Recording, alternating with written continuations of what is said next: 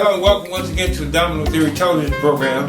My name is Gil Francis, and some people call me Sonny, but anyway, whatever you call me, as long as it's decent, is appropriate. Welcome once again to the Domino Theory television program. And as I mentioned, I think on the last show, we are going into our fifth, or is it the sixth, year here at 1029 and 76, which is operated by BAVC, the Bay Area Video Coalition. I am a strong advocate of BAVC because of the fact that I have been able to learn quite a few things through them, through classes, and I recommend it highly for those individuals out there that are looking for something to do. When I say something to do, I mean something interesting, something productive, and something hopefully that will make you not a millionaire, but maybe a millionaire, you never know. But anyway, BAVC is at 415-861-3282, and you can call them and talk to them. And if you want to contact San Francisco, the SF Domino Club, you can contact us at sfdominoclub.com, gmail.com, sfdominoclub.gmail.com. The website came down recently. We're going to put it back up. We have some other people to do it, but we'll do that before the summer, hopefully. And we hope that you will stick by and see what comes of that situation. Anyway, recently I have had the opportunity to attend briefly a Veterans Summit, if you will, that was held by the Veterans Center, along with people from Sports and Plowshares and some other veterans organizations here in the Bay Area. It was held at the African American Cultural Center, located over on Fulton Street in San Francisco, California. And I have a brief clip of one of the speakers. Pardon me, I got there kind of late, but I wanted to get some more footage, but it'll give you a brief idea of what was being said. And you should contact Sports and Plowshares on Howard Street in San Francisco.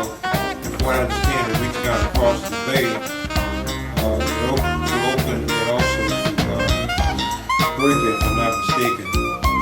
And they take care of stuff like veterans with bad discharges, mental health issues. It's a vet center. If you have trauma issues or PTSD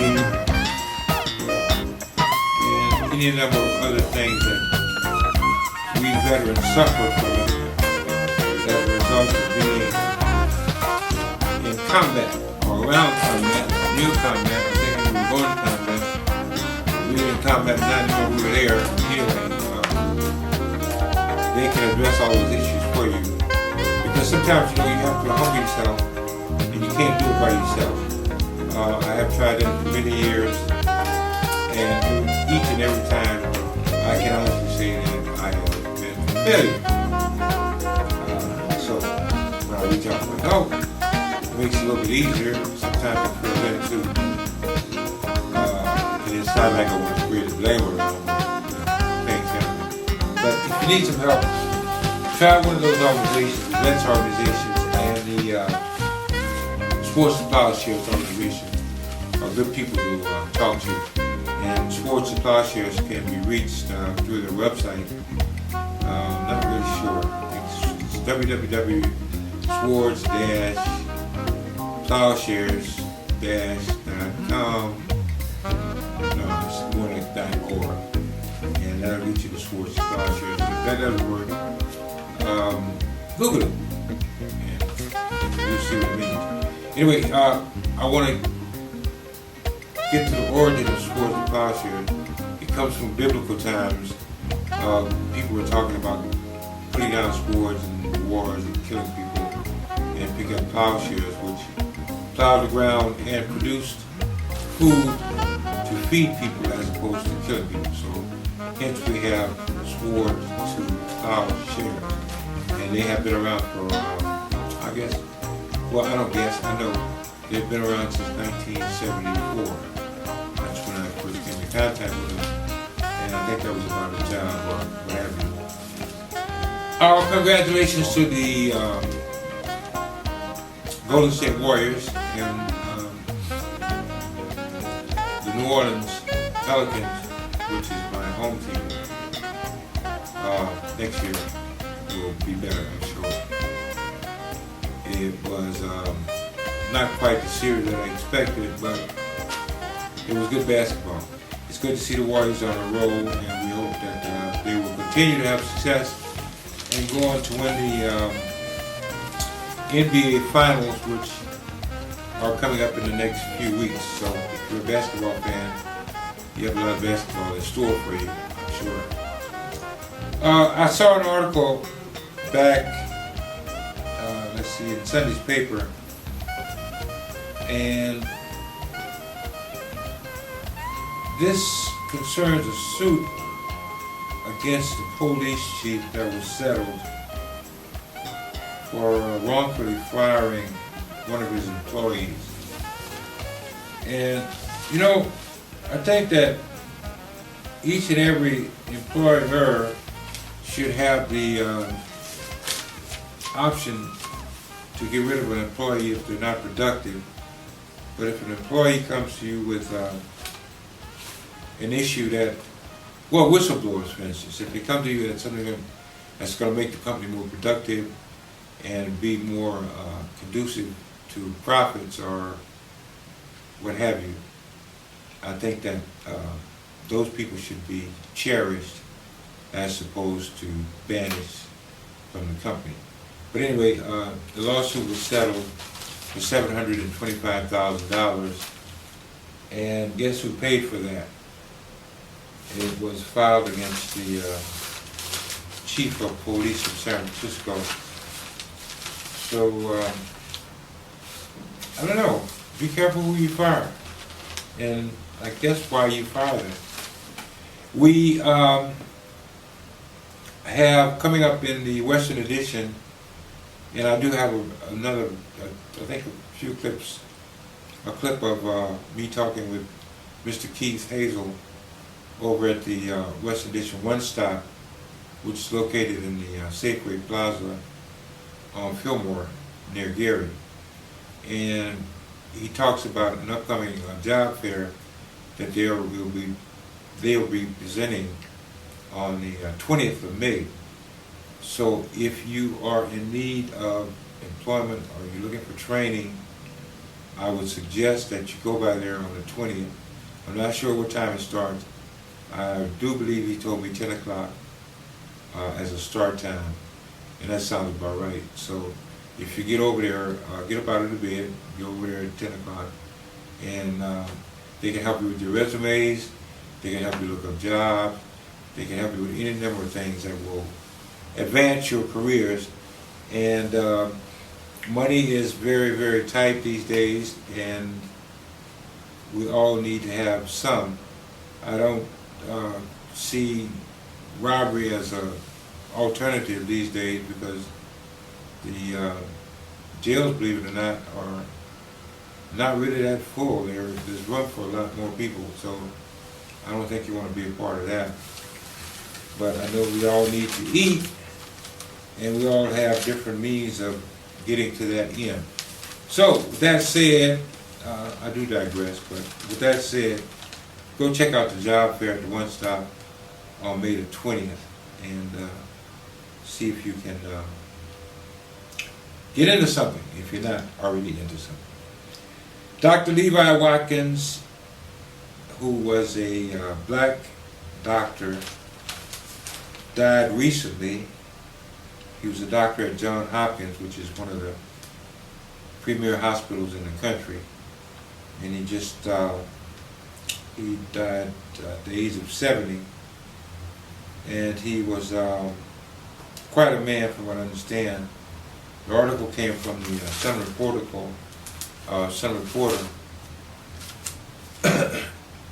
on the 16th of April. It was published, and we give our condolences to his family. He was a very, as I said, prominent black physician. We are headed towards the summer, and as we head towards the summer, today is April the 28th. The snow hasn't melted back east, but the summer, the long hot summer, has already started, as is evidenced by what is happening in places like Ferguson, Baltimore, and various other places back east. I won't make mention of specific incidents because I'm sure you know what I'm talking about. We pray as Christians, I do, but sometimes prayer works in ways that we don't quite understand. I am just livid at the fact that so many of our young people are dying at the hands of not only the authorities but each other. And I think the only way that we're going to work our way out of this problem is through gun control. And I know a lot of people are going to say, well, you know, screw you, and you're perfectly, you know, welcome to say that. But guns are causing a lot of havoc and a lot of problems in our communities. And it amazes me that some of these youngsters that don't have jobs, and I know they, you know, have different sources of income, but they can afford these guns that would cost me like 3 months rent. You know, so, and then you gotta have something to put in there. I mean, you can't just have a gun, you gotta have some ammunition, and I'm sure that costs money also. But anyway, to make a long story short, we need to get rid of guns. So hopefully we can move in that direction one of these days and see what happens. I have some clips to show you, and I hope that you will find some of this stuff interesting. I will be back to talk to you. Take care, and thank you for tuning in. This is the Domino Theory.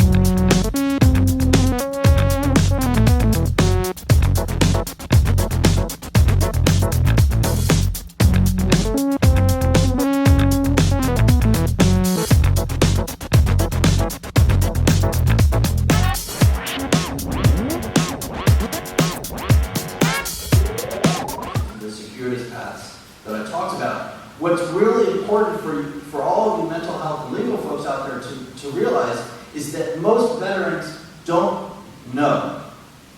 They haven't worked this out yet. It's very rare that a veteran with bad paper will come to me and say, let me tell you the whole story and timeline of how this started and where it ended. Usually they walk in the door, and this is partly why when they try it at home or they try it by themselves, so many of their discharge upgrades are rejected because they don't know. They don't know what PTSD is. They don't know how their trauma actually contributed to their discharge. They know in some deep sense that they were treated poorly. They know in some deep sense that something was not okay in terms of the way that they left the military. but they often can't tell you how it started and why. And so much of our work with veterans is helping them find the language and the words and the framework and context so that they can explain their own experiences to themselves and then later to the VA or later to the military themselves. So don't think that a veteran will necessarily understand how they got to where they are. And to that end, more importantly, it's really critical to understand the intense shame and guilt that almost every veteran that I've encountered who has bad paper experienced upon leaving the military, even if they know for certain that they were treated incorrectly, even if they know for certain that racism or PTSD or some other trauma was involved in what they were doing, I skipped the slides, hold on, I thought it was on this one, okay. That they have tremendous levels of shame and guilt about that, and a huge part of our work is helping veterans themselves contextualize what it was that happened and how and when. And what I want to caution people about is to not go in either direction in terms of the work you do. What you can do, this is the way they often think, and the way the VA, not the VA clinicians, but the VA sees it, is you did bad. You were bad, you did bad, you are bad. Well, obviously that's not helpful. But in a similar way, to simply say, well, you had this trauma, and so you did all these things, and it's the military's fault. While there may be some truth to that, it's also not necessarily particularly helpful, because veterans know, most of the veterans that I've talked to, that there was some degree of choice in what it is that they chose to do. The veteran served 2 combat tours in Iraq, and then went AWOL for 2 years because of his PTSD. He knows that somewhere in there was also a choice. That he was offered mental health treatment in the military, it may not have been helpful. That he knows that he got himself on a plane and flew back to where he needed to fly back to, and didn't answer anyone's calls when they called. He knows that. And so part of our job is to help the veteran process all of that with compassion and understanding and context, so that regardless of how their discharge ends up, they can look in the mirror and see themselves in a different way. And what I've noticed, by the way, is that part of the healing sometimes can be the very process of applying for that character of service discharge, of applying for a service upgrade. Because, why? If you and a veteran work together to change a discharge status, that means to the veteran that there is one, at least, maybe not 2, but one other person on this planet that thinks that they have something worthy to say.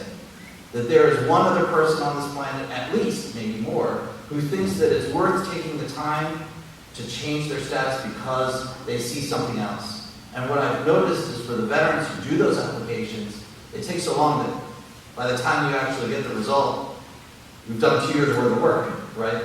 So that process in and of itself can be tremendously healing and tremendously helpful. And I encourage people, 1, don't do it at home. Have somebody from SWORDS help you.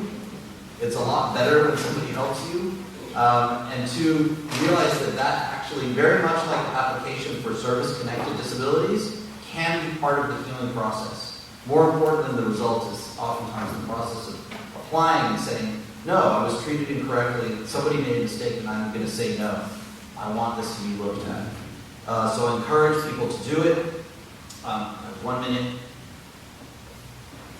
I want to go back. We talked about that. I want to finally talk just a little bit about PTSD in particular, because I see it as one of the most common causes for behavior that leads to discharge. And just go over some of these items a little bit briefly with you. Increased anger, we know, is actually a symptom of PTSD. It's a physiological part of PTSD that can make it hard for people to respond in the ways that they wish they had, or the military wants them to. Problems with authority is a huge element when the authority that you're interacting with has been part of the trauma. And certainly we see that in MST, military sexual trauma, but we see it in so many other forms of trauma, in military combat trauma as well. Difficulty trusting the system and low self-esteem, and some of these others are all really important. And last but not least, one of the really important questions that you have to ask of any veteran who you think has PTSD and had a service, a discharge status that was other than honorable, is how much were you sleeping at the time? And if they had PTSD, there's a chance that you were the person who, at that time, was working under 1 to 2 hours of sleep over the course of long periods of time, and we can make a really convincing and believable and true case that they were actually impaired from lack of sleep or from whatever it is they needed to do to manage their sleep. So again, we can talk a lot more about this. I'd love to talk about it with anyone who has questions. Here's my contact information. I also put, if you don't have one of these worksheets, I came late and I left them on the desk over here. Also, Dottie, if you could raise your hand. If you don't know Dottie, you should. In addition to being a wonderful individual, she's also our outreach coordinator. So any questions about the vet centers, feel free to ask her. And that's it for today. Thank you, everyone. Really helpful information. Dr. Joseph, you talked about moral problems that people have, but what about the concept of constructive moral injury? Is the VA coming any closer to adopting that as a clinical indicator? Yeah, yes. In short, yes. Fortunately, I think that the idea of moral injury, originally I didn't actually love the term, but I've come to really like it and appreciate it because it allows us to all use it and talk about this issue. And I think that more and more, because of the term actually, because the term exists and has been defined, I think we're seeing much more of that. I would like to see in our intakes questions very much about that relate specifically not to combat but to moral injury, in the same way that it was brought up quite appropriately and timely that we should be asking questions about racism and gender discrimination and things of that nature. But yeah, certainly at the vet center we pay a tremendous amount of attention to that. Questions? Anyone? Come back here. Yes, we have one on the card. The question is there any help for persons with bad paper and not minimum service also? Minimum time of service? Yeah, so the question brings up Yes, that's correct. The question brings up a second obstacle. We were talking about the character of discharge. Since September 1981, there's been an additional rule that if you serve less than 2 years, or if you didn't serve the full time, you're called back to duty, then you also aren't eligible for anything, regardless of your discharge characterization.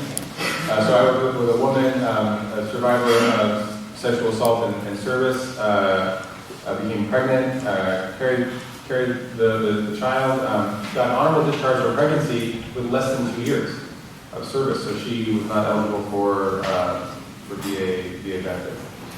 So that is a problem. It's got its own separate set of rules. A couple things to say about that. I think that those people will be welcome to the vet center, regardless of Yeah, we don't care about time of service if we meet any of the other eligibility criteria. We don't care about time of service. I think that the other benefits I listed at the end of the presentation also apply. So medical care for MST, homeless shelter services. One thing to know about there is a way to get around that if you're working with someone who has less than that time of service. An exception is if they have a service-connected disability.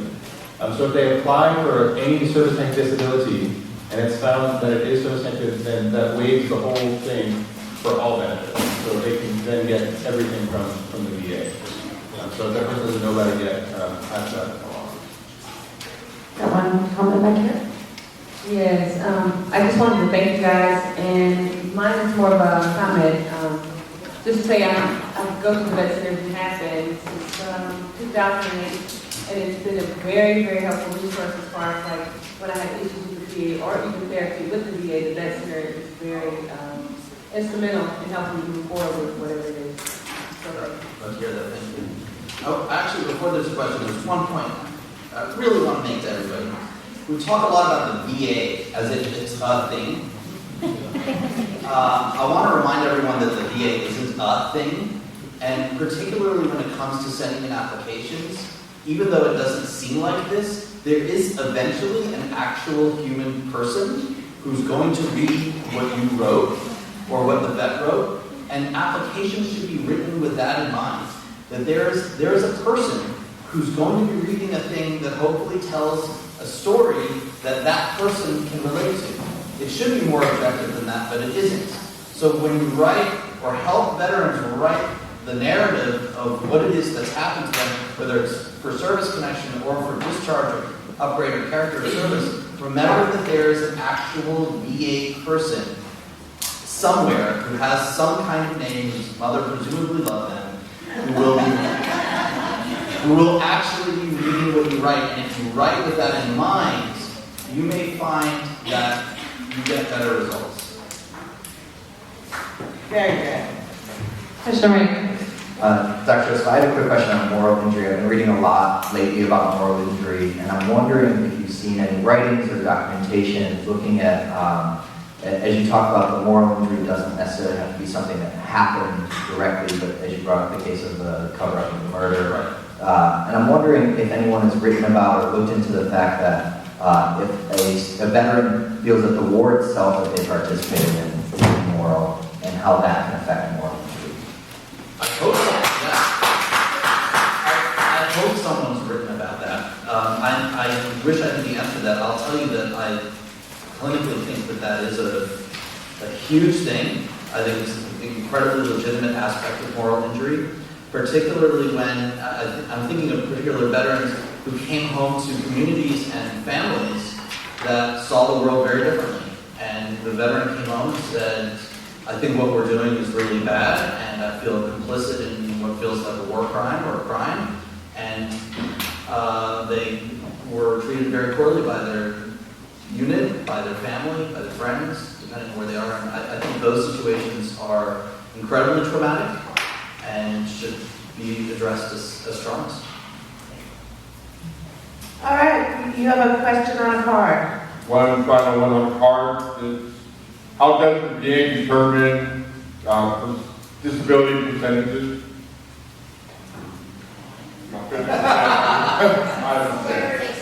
Well, it starts with the person of the VA, whose mother loves them.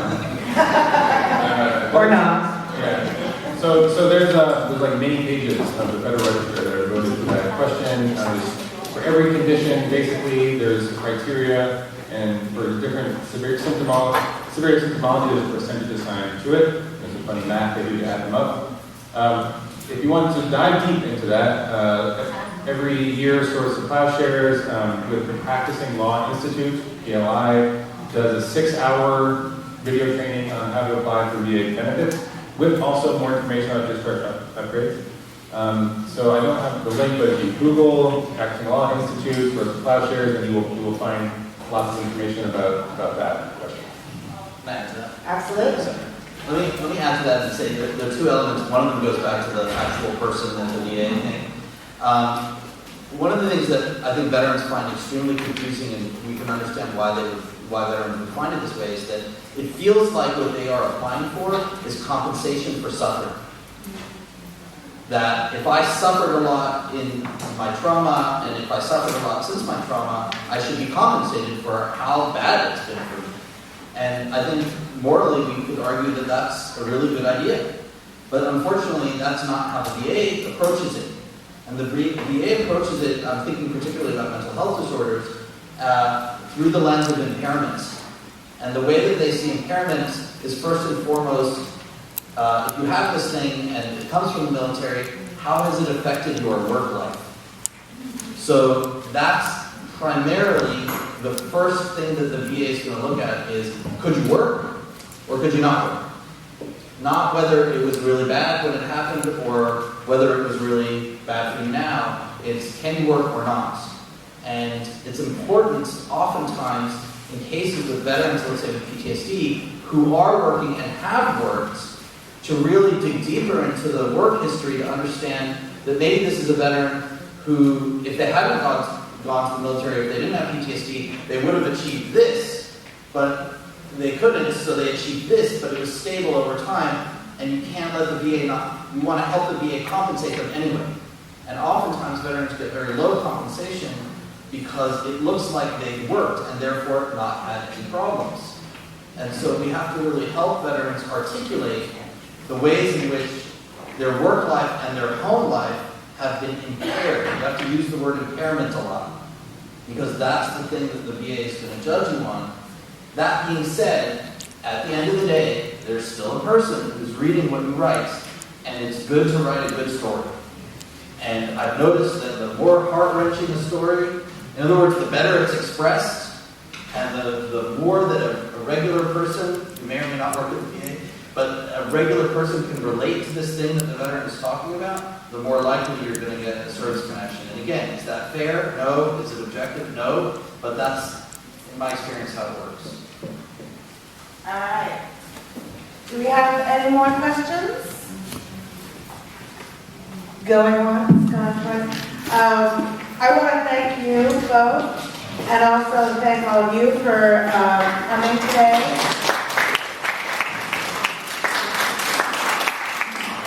And it was a long day and packed full of information. I want to thank all of our presenters.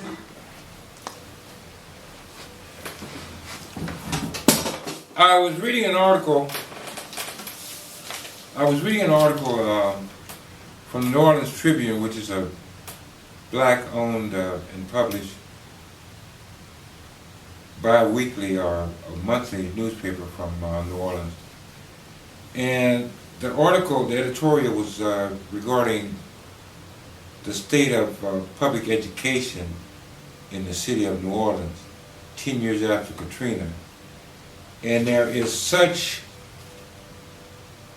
chaos and confusion regarding who's going to educate our children. It is just incredible. Having been raised partially in the New Orleans school district back in the day, it was a lot different because our teachers, I think, cared a lot more about us. And I don't want to take anything away from teachers that have been teaching for years and that are dedicated to the cause, but teaching to me is more than just a job. It's something that you do because you want to educate people and you want to help people. But when we start having strikes, and I can understand you need to pay your rent, but maybe you should find a different profession if you can't, if this is not getting it for you.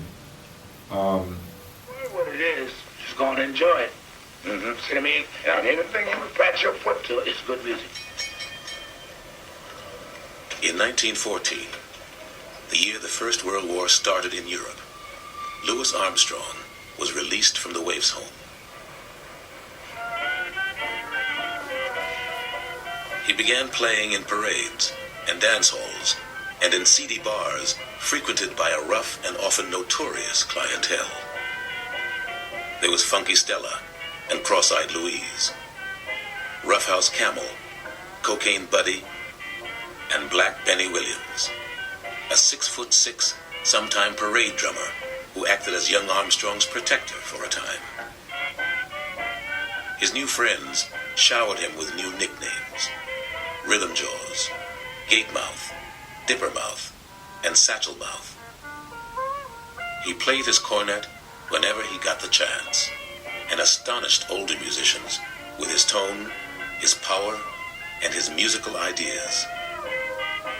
The thing that made him so great as a musician is that he heard what everybody was playing. And not only did he hear what they were playing, well, he heard what they were trying to play. And all of that he played.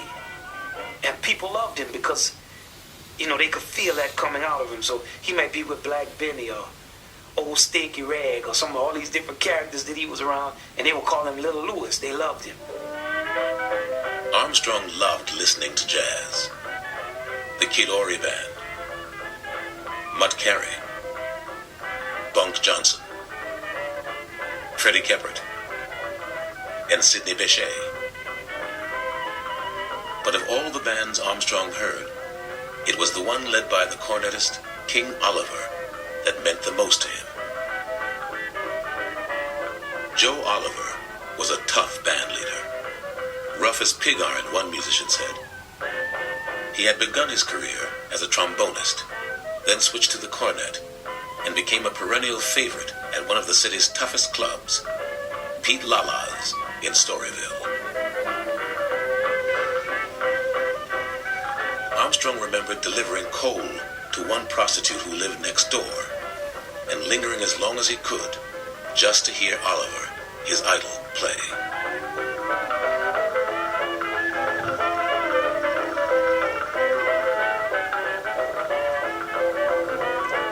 So King Oliver would create vocal effects like this one.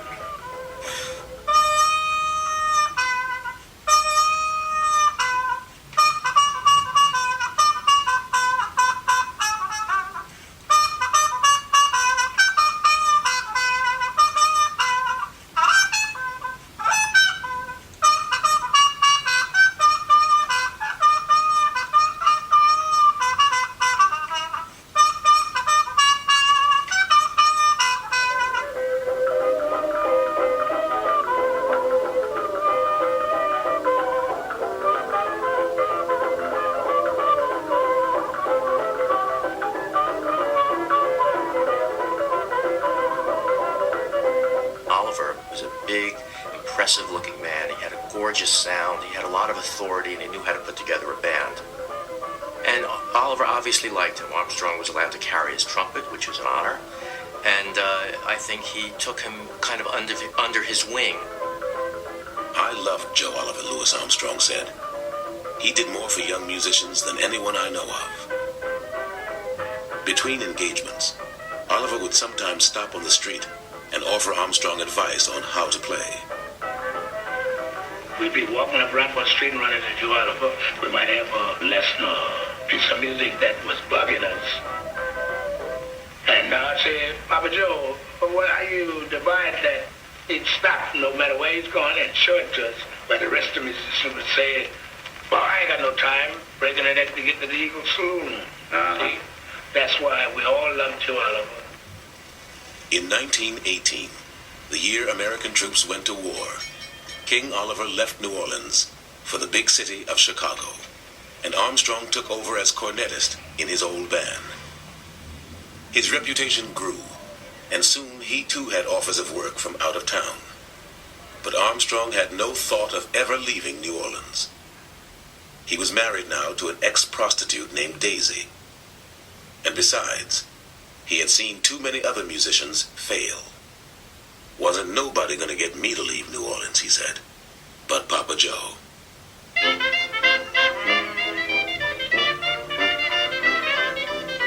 Armstrong spent the next 3 summers playing aboard steamboats, plowing up and down the Mississippi. From New Orleans all the way north to St. Paul, Minnesota, but always back. Hello and welcome once again to the Domino Theory television program. This is a special edition, if you will.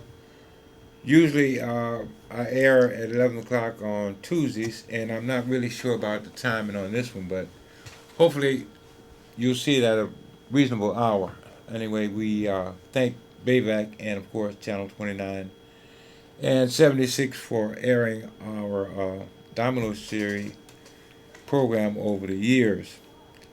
Today we have a special guest, Mr. Keith Hazel, and Keith is a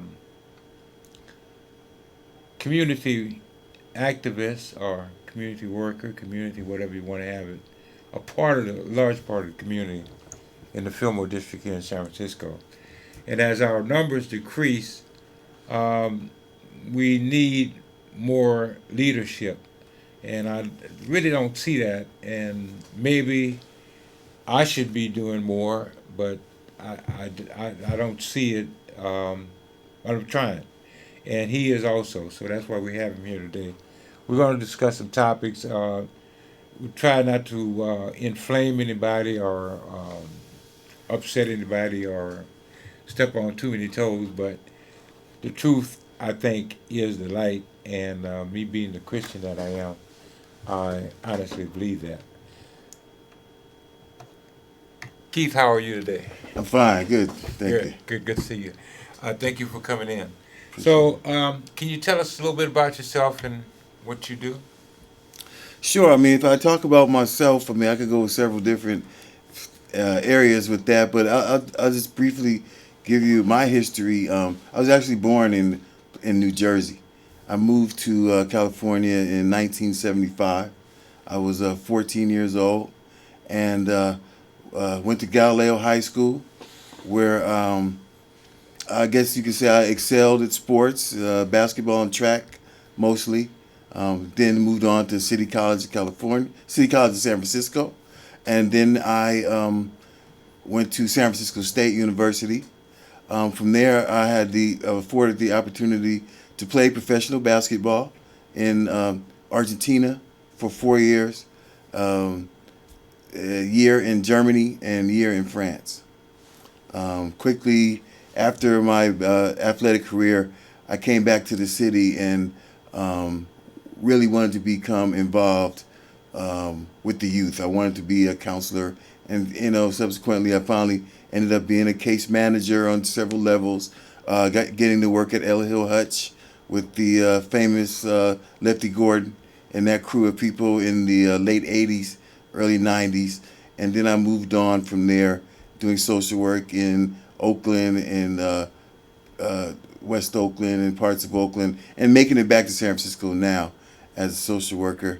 I think in between I've done several different things between nightclub ownership, produced several comedy shows in the 90s, and try to stay busy in the community throughout the duration. That sounds wonderful. What interests me most about what you just said is the fact that you were playing basketball in Argentina. Yeah. And Germany and all those places? Yes, sir. So how is that? Well, it was a dream come true. I mean, of course, every athlete in basketball would like to go to the NBA. I was not an NBA quality player for various reasons, and I was okay with that. I was able to be spotted in the, I believe it was the LA Summer Pro League. Uh-huh. So after college, you go around and you play in these leagues, try to get picked up or drafted, and so I was picked up to go play in a small town in Argentina called Trelew, which is in the state or the province of Chubut.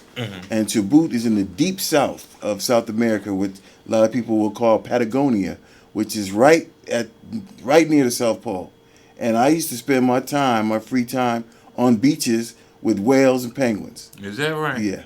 And it was beautiful. And just having the opportunity to play basketball, and I literally was a big fish in a small pond. Yeah. And I had another, just to describe the landscape of professional basketball in South America in the 80s. Basketball was very popular all over the world, including Argentina.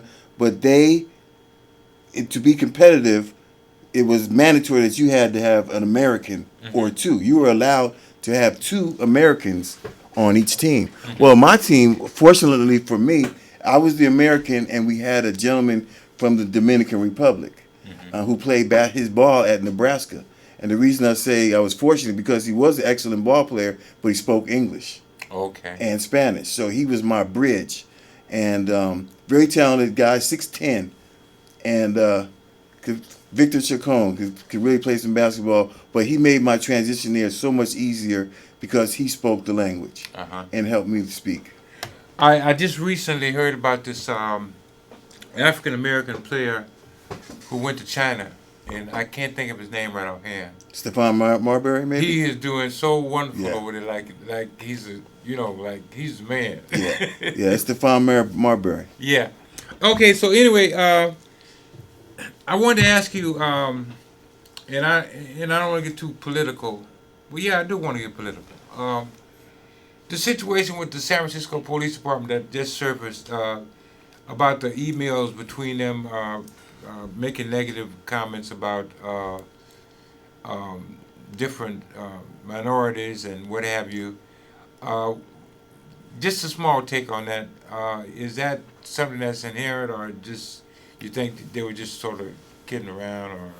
Well, I do know about the story. I don't know the exact details of the story, but I do know that there is a hood, if you will, of racism in the San Francisco Police Department, and in most, but not all, but most police departments across the country. I believe that there's a power structure that has been around for a long time and is used to a certain way of doing things. And you see it. Personally, I'm a person who has resigned from paying attention to the news because in my belief that the news is created to create an element of fear in the community. Most of the stuff that they consider news is it's all death and gloom. Although those things sometimes are newsworthy, I don't think they're appropriate in terms of keeping. I mean, I believe that a society should try to keep their morale up and try to, if they have to report bad stories, also report good stories. Right. Particularly when we get back to what we're talking about, African Americans or other minorities. Very seldom are good things broadcast about what they do.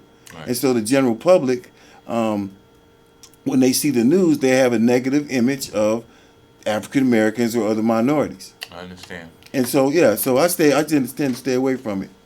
I know the organization that you work for. What is it called? Well, we're called Success Center San Francisco. We're formerly the Western Addition Neighborhood Access Point, and that's still our official name with the Office of Economic Workforce Development. But in terms of our branding, in terms of meeting the public, our name is Success Center San Francisco. And what is your goal? Our goal is to provide employment and employment opportunities and employment services to San Francisco residents. I mean, I think that it's well known that many of the opportunities and jobs that are coming into the San Francisco are being taken by outsiders. And we have a large population of people below the poverty line and people who are unemployed who we are, we are charged to serve and to find them employment and opportunities. I understand. One of my goals or wishes or what have you is to have a broadcast facility to teach young people how to do this. BAVC does a wonderful job, but I think that we need to teach our children. I came up in New Orleans up until the age of 12, and I went back several times I finished high school back there. But the teachers were more, I think, dedicated or related or what have you. And you got your butt whooped. And that was a good thing. Literally. Okay. Mrs. So-and-so, but if you did something in school, you didn't want it to get home because Mom was going to do it again. So I think that was a good thing. And when that went away, all of our educational priorities sort of slipped, and now we're at a point. I love the idea of charter schools. I think charter schools are a wonderful idea. As a matter of fact, you have one close to you, which is called Gateway School? Gateway, yeah. My nephew attends that school. So what's his take on this? Well, I like the way he's coming out as a young man. I would attribute that to my brother and him raising his son. However, I can tell that he's been refined from outside sources, and okay. I think that's a good school without any further investigation. Just as a result of what the way that my nephew is coming out, and I'm proud of the way he carries himself and the way he conducts his business and the way he's able to speak the language. It has to be attributed to his education. That's a good thing. How old is he? He's 14. Okay, good. Yeah. Kudos to that. So you work with a lot of youngsters in the Western Addition. So we've been having, of course, constant friction, violence, and what have you. We've had groups formed to sort of curtail that, but it doesn't seem to be working. What's your take on the violence? I mean, like the guns and the. Well, I do have a take on it, and I think that You know, some people might not agree or like it, but it's the direct result of poor parenting, in my opinion. Okay. I grew up in San Francisco in the mid 70s, and it was before the gang violence. The worst thing that we would see is maybe a big fight with everybody run to go watch, and it'd be over in 30 seconds. And 2 weeks later, those guys are walking down the street playing ball together. Right. You know, and we traveled to every community. I mean, we made it a point during the summer. We're gonna go we're gonna go to Hunters Point one day, and we're gonna tear them up with some basketball, and then we're gonna go Betrayal Hill. We're gonna show them what's up, Betrayal Hill. And we traveled all over the city in gangs, literally, you know, packs of us, and it was cool. Yeah. And we kicked their butts, and then we high five after the game, and they might come over to our gym and whoop our butt. Right. That never happened, but the point was that we had free reign. So and then I was out of the mix for a while, and then coming back into an environment where these kids were literally shaking in their boots of the thought of catching a bus from Fillmore to Hunters Point. Yeah. I mean, with genuine fear. I said, "Are you serious?" Yeah. Yeah. And I've come to realize that it's a real thing. It's still hard for me to swallow, but it's a real thing. And it's limited us but going back to my theory is that the parenting, I think when the crack epidemic hit in the 80s, these older teenagers or kids who were in that mix at the time never developed as parents. And they developed as people who want to be the friends of these young people. They want to smoke weed with their kids. Yeah. I've seen them smoke crack with their kids, or have drug trade or drug discussions or inappropriate discussions with their children like it's the thing to do. Yeah. So these kids, they're raising kids now. And then, of course, the age where we're having kids is dropping. So we're getting younger and younger parents with more and more separation from the days when parenting was something that people took pride in. Now it's just like, oh, man, they raise a little man. And Pookie and Ray Ray. Yeah. They're not parenting. They're trying to be these kids' friends, and you're seeing a direct result of it. Well, Tyler Perry made a very funny movie, but I think there's a lot of truth in it. There used to be Big Mama. The Big Mama in every family. Yeah, every family had a Big Mama, and now Big Mama ain't there no more. So there's a void. There's a void. Yeah, so we need to take a look at that. Anyway, I want to take a look at something else. This comes from City College of San Francisco, and it's a little something that we put together. IDTV is broadcast on another station, but I won't mention that. But anyway, if you should happen to have IDTV, AT&T, Comcast, whatever, you might see something like this. This is a project that was put together by some of the young people in the class that I'm taking out at City College. So I hope you take a look at it. It's about drones. Drones, whether you know it or not, are what's happening now in order to surveil people. They're used in the wars in Iraq and Afghanistan. They're used to collect information. And I don't know that Google doesn't use that when they do the Google Map thing. But anyway, I see the fun in it, and I admire people that can afford to buy these things because they start like about $1,500, and you want to make sure that you control it properly. But anyway, there's certain things that you can do. So this little clip will tell you just a little bit about drones, and I think that we need to be aware of what technology is putting forth these days because we'll get left behind. When the Wi-Fi and all this came along, they were talking about doing the whole city and we all have access to it. Do we all have access to it? I don't think so. Anyway, I'm going to show you this clip, and I hope you enjoy it.